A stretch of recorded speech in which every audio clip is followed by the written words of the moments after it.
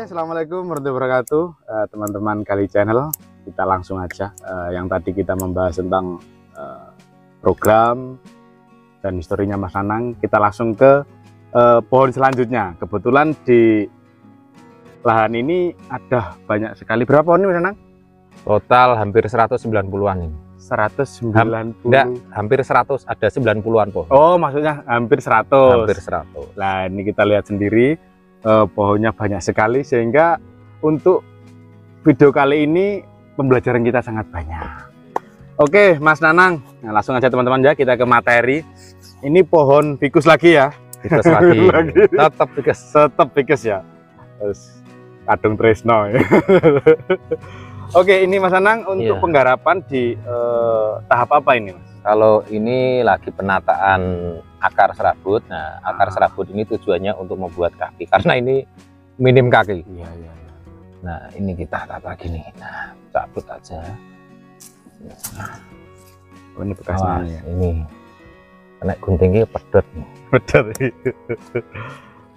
Nah, ini memang tugasnya Mas Nanang, bahan yang nggak gadek kalau orang prinsipnya kan zero to hero. Iya.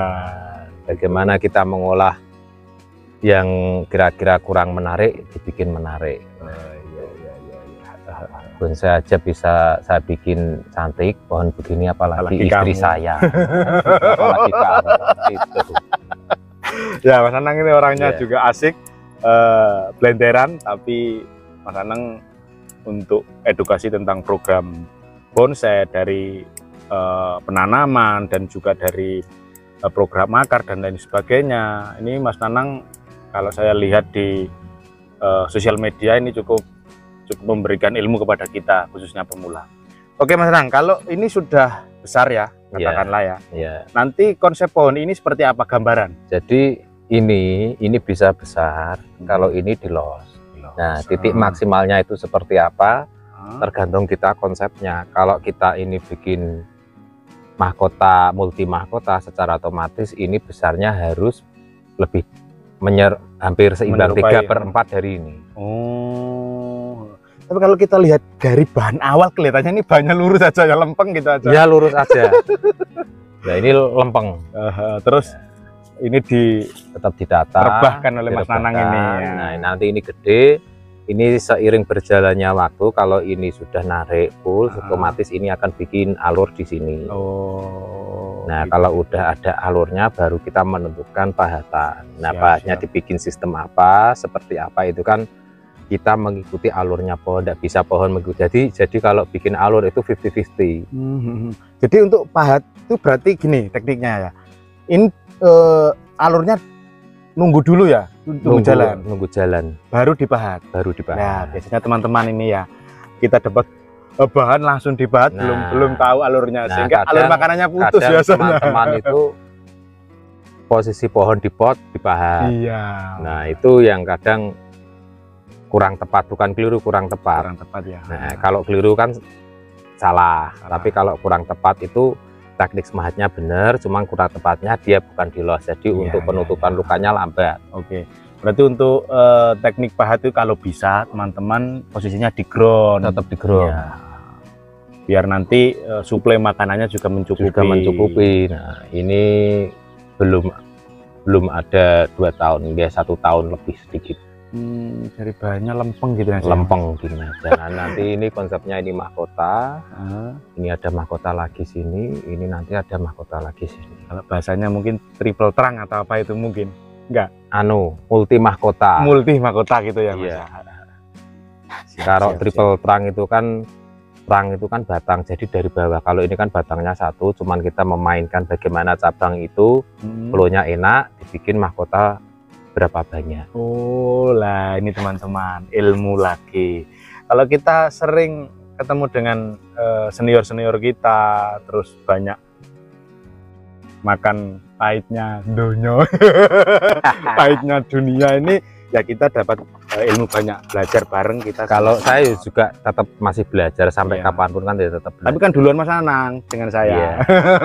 Kita tular Mas, yang namanya wawasan itu kan harus dibagi. Sedekah. sodako, ya amal jariah. Amal jariah. Nah, kui. Oke Mas Anang, Oke. ini kita habis bahas ini ya. Ini Ya. ada satu pohon yang menarik. Saya menarik pohon ini. Langsung di situ. Iya. Oke. Saya tahu Mas Anang dari tadinya kelihatan terus soalnya ini. Ini Pohon yang menarik, konsepnya ini apa? Nah ini kita lihat. kita lihat. Ini rasanya pengen diboyong ke kebunnya Gali Channel ini. Nah, ini pokoknya rundingannya sama juragane. Kalau saya kan hanya sekedar buruh babut suket loh. Ini babut suket ini buruh babut suket. Oh gitu. Iya. Buruh babut suket, saya juga buruh. Bagi ya Mas nanti Mas. Iya. Oke. Nah, ini pohon dulunya kelihatan juga lempeng juga, lurus gitu aja. Iya. Akarnya juga kurang maksimal dulunya. Ada Iya. 3 akar yang tiga besar. akar. Nah, seperti ini kan ada keluar sulur. Nah, dari sulur sini kita arahkan ke sini. Nah, nanti ini. Iya. Nah, nanti ini juga akan bikin alur. Kalau kita besarkan di sini secara otomatis ini juga gede juga. Ini Mas Anang ya. Gak tahu kenapa sih saya lihat pohon ini itu auranya keluar ya. Iya. Kalau dibilang bahan ya masih bahan. Iya. Maksudnya belum tertata untuk mahkota atau apa, saya konsepnya belum tahu. Ini konsep Mas Anang seperti apa ini?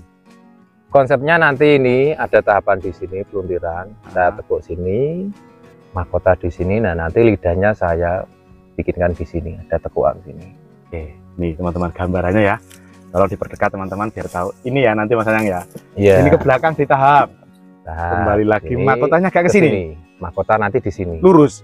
Bukan, ada peluntiran mahkota di sini. Oke, terus Nah, ini nanti lidahnya. ini lidah tarik ke sini. Nih teman-teman.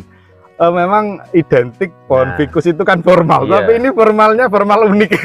Nah, ini nanti juga ada semi mahkota di sini. Tapi posisinya bukan di sini, tak coba posisi di luar. Bukan di sini, tapi posisinya di sini. Nah, bagaimana konsepnya kita bikin indah ya, prosesnya mengikuti kesuburan pohon. Kalau kita konsep bagaimanapun, tapi kalau pohonnya nggak subur kan juga percuma. Tetap kesuburan pohon itu yang utama. Percuma kalau kita konsep sedemikian rupa tapi tidak subur ya, konsepnya kan nggak bisa jalan. Oleh karena itu ilmu botani itu berpengaruh besar. Kita harus mampu berinteraksi dengan pohon.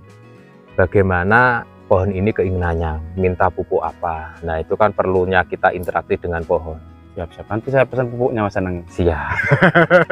Ini Mas Anang juga mendatangkan dari ahli botani juga. Ahli botani kita konsultasi. Kalau tanaman seperti ini tuh pupuknya yang bagus apa, karena kandungannya apa. Teman-teman Mas Nanang dan juga Mas Anang ini murni programmer, sehingga harus kita perhitungan betul dari kesuburan. Kesuburan itu harus kita perhitungkan, Mas. Karena nanti bahannya juga akan meliu-liu atau gini kan kesuburannya harus maksimal teman-teman. Soalnya kalau kita bikin tekuan gini itu lebih lama itu kenapa? Pohon lempeng lurus dengan tekuan itu lebih lama karena apa?